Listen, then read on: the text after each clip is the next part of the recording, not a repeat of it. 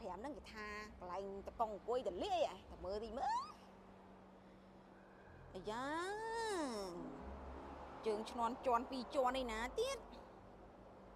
អីមើលពីក្រោមទៅឆ្លាស់មែនតាមើលឡើងឲ្យដល់លើតែម្ដងទៅមើល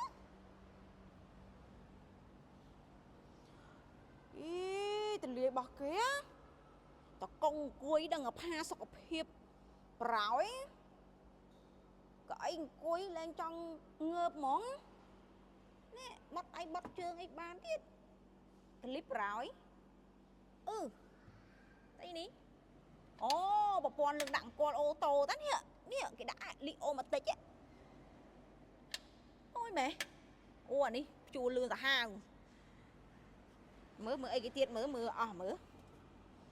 សោគេដាក់សគួរណែអានេះសោចាក់អានេះសោព្រេងធុងព្រេងសំខាន់មានកន្លែងសាកថ្ម12វ៉ុលទៀតអែមប្រោយអានេះលេង TikTok អី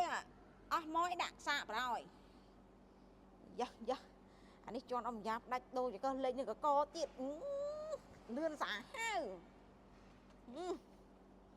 ប៉ណ្ណឹងអែម